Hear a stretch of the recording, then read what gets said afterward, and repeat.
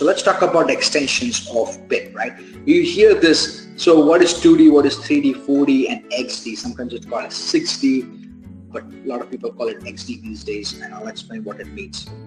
So 2D is not BIM, okay? There is nothing like 2D in BIM because the construction needs a geometry, and geometry cannot be a plane. It needs to have the Z dimension, XYZ dimension, for lack of better words, okay? The 3D portion is really the most common use of BIM, the 3D representation, okay? So that is the most, if you have to say, if BIM is used, 70 to 80% of people are probably just using the 3D portion.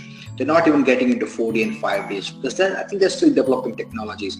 So if you say 90% is really the BIM 3D penetration, I would say 25%, and probably 15 to 20% is 5D presentation, and barely 5% of it is a market capture of XD. So if a BIM user group, if you look at a BIM user group, even in US, from my experience, 90% are focusing on this 3D representation of, which includes both. I mean, we're not missing the data. It's 3D geometry plus the data, no matter what, because they're looking for clash detection, coordination between different trades, mechanical systems, plumbing systems, electrical, whatever, major things. So that's 3D geometry. 4D is really where you start getting the construction phase, where you want to run down the simulation, connect your schedule with the 3D, and try to understand what material is supposed to come first, what you're building first. And we have fantastic videos on I think nibd.education that the simulations are shown, and we'll be doing more of these in the future. We'll be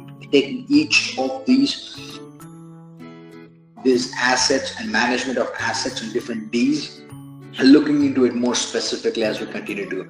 We'll look at the data points, how the data has to be managed in the future.